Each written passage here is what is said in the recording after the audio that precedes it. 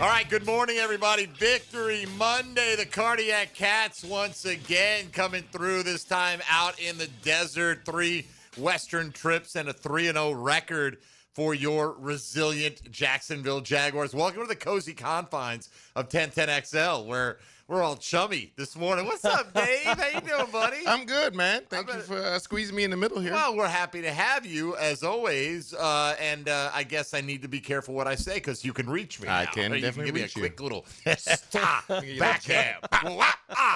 Apparently one of the cameras is down. I don't know. But if you want to stream us, you can look at Dave's handsome face Here I am. in between Tony and myself this morning, as the Jags climbing the ladder a little bit in the AFC. It's 7-4 right now, and I mentioned it with Dan and Jeff. The full Trevor Lawrence was on display once again. It's like the full English breakfast, right? You get a little of this, you get a little of that. Like Tony likes a tomato with his breakfast. I don't. I definitely don't need 3 interceptions with my breakfast, but I get it. Let me ask you this: who's the tip ball on? Is that just you just tip your hat to the defensive player and say good play, or does a quarterback have to recognize when he's got a 6'8" monster standing in front of him? Well, you can't really recognize that you have somebody that's about to jump and knock the ball out the air, but you always kind of put that on you as a quarterback, just because you want to be able to find the lanes and not have the passes get tipped. So, yeah, I'm glad you used that ladder reference earlier. It felt like we were climbing that ladder, and I'm like, man, we look good climbing this ladder. And then we fell down 5 ladders, then we climbed back up, and we're at the top now. Then we fell back all the way to the bottom, and I was like, can we just stay consistently climbing the ladder and not keep destroying ourselves here? What are we doing? But you know what? The thing that I liked the most was, yes, Trevor did have those ugly picks, but he kept playing, and he kept putting the ball, giving it to his receivers.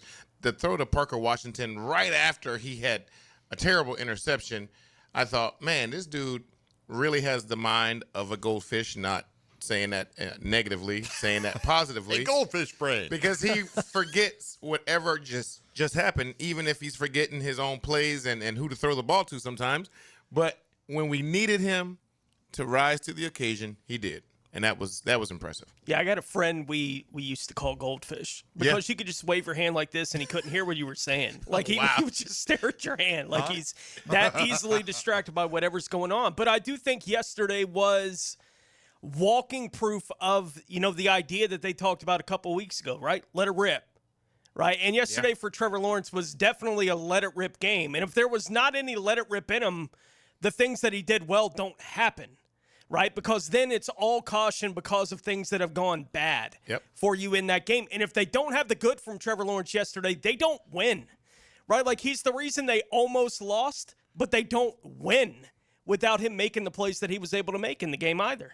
You'd rather him not make those plays to almost lose and still win it in the end, but those are going to happen. Those kind of things are going to happen. Just look around the league and look to see who is able to throw 3 interceptions. One's a fumble that still looks and feels like an interception, pick 6, but it wasn't. So, but those things are still in your mind, and for him to be able to battle all the way through all of that negativity and to still come out in the end with a win is, like I said, that's impressive. That play, the fumble, rule the fumble, recovered by a hell of a catch there by Walter Nolan, just to corral that thing with one arm. Again, Trevor, is that one you think your guys got him blocked out of the play and that he's accounted for? Does he have to have that sense and that feel that that guy's coming up? I mean, how do you, ascribe blame to what happened on that play? I mean, it's a tough play. He's not looking that side. He doesn't even have the feel for what's going on behind him. He can tell something's happening back there. That's why he's starting to slide a little bit more left. And so you don't know how much time you actually have. So when you see somebody's coming open, you're trying to deliver the ball to him. And it was a great play by the defensive line guy. So, it happens. That's part of football. And the best part is being able to make those plays and continuing to fight, continuing to make plays, forgetting about all those plays and driving your team down the field to go put points on the board. That's what you want from your quarterback. Yeah, a team hasn't lost the turnover battle 4-0 and won an NFL game since the Jags over the Chargers in the playoffs. Man, I mean, okay. He's really good at having a lot of turnovers and still being able to come back. But You don't want to put yourself in that situation. Yeah, Too many times. Right, and I get it. And I brought it up with Dan and Jeff just a few minutes ago. Somebody hit me up on social media after the game like, dude, this is not sustainable. You're right. It's not. You can't. You're not going to do win it every week. But here's the thing: we don't have to play like that every week. They don't have to. They play haven't like done that every week. Yeah. Last week they dominated, there you right? go. But it's nice that when it does happen, you overcame it. Yes. You got the win. Look, we both picked Tony like a 1 or 2 score or 1 or 2 point victory. 24-22 and 24-23. Right. So it was super close the way we had it. At 24-21, I was like, wow, we were on it. Yeah, exactly. And I mean that's what it felt like to us all week. Like this is just one that's I don't know what it was about it, and just find a way. Right. And the same thing with Tennessee. Yeah. If you want to beat them ugly, beat them ugly. Just beat them and set up the game in 2 weeks. You want to talk about a look-ahead game. Mm-hmm. If ever there was one on the Jaguars' schedule now, coming off back-to-back wins, going on the road, you're going to go to Tennessee against a one-win team, and you've got the Colts coming next week to your place, and you know what's on the line in that game. And it's interesting because the fans will carry the Titans' weight into the game this weekend. I don't know how the players will carry any of that. Right? Like it's different for them than it is for the fan base that knows this is a team that keeps doing this to us. Like that's the history against this franchise. Can't happen now. Like not on this kind of run when you do have the chance to set up this last 6 weeks the way that you do. Like you're in complete control of everything for yourself, despite having played as ugly a game as you played yesterday in so many ways. But it's the NFL, man. It's week to week, find a way. Yesterday, the finding a way was a whole lot harder to find that path than it will be in a typical week. They made it more difficult on themselves, but you get credit for winning. Just win, baby. And as Cohen said in the locker room afterward, we're not apologizing for winning. But what about the playoff committee when they get together and vote on who gets to? Oh, there's nothing like that. Thank goodness. That's why the NFL I think they use computers. They use computers now. Like it's so much better. And I think that as much as anything is what I took out of watching the game yesterday. Like I'm watching it all go down. I'm like, man, I love the league.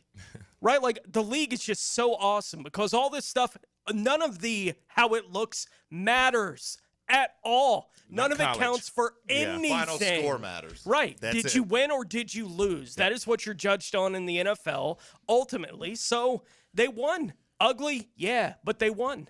All right, Coach Denmark, good morning. Just want to say a quick hello to you as well. I love your shirt that you've chosen to wear today. Yes, you as well. You've joined the club fully. He's not covered up. He doesn't have a hoodie on today. Victory Monday is in full effect all across the 1010XL studio. So we would love to hear from you on a reaction Monday, a victory Monday for the Jags. Was it perfect? Absolutely not. Now, we buried the lead on a lot of good play from a lot of players on this football team yesterday, so we'll give them their credit throughout the course of the next 2 hours. But if you want to be a part of the conversation, as always, on the Checkmate Coatings phone line, 641-1010. We'll get you on board. Same number for the text line, designed by Lifetime Enclosures. Hit us up on social media at MD_1010XL, at David Garrard _9, at 1010XL Fat Tony, and at 1010XL Denmark. Ain't no laws when you're drinking claws, baby. And that's what he was doing on Friday night after Friday Night Lights. He was deep in the claws.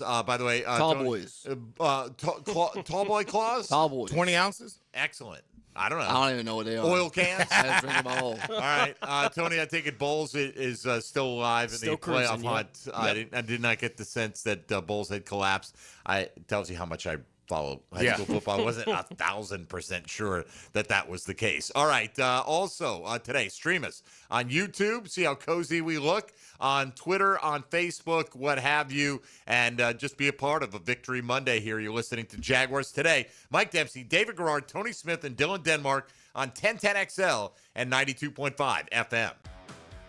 Hacker here, and thank you so much for watching this video on the 1010XL Jaguar YouTube channel. Be sure and like, subscribe, and keep it locked right here on all the 1010XL channels on the 1010XL YouTube network.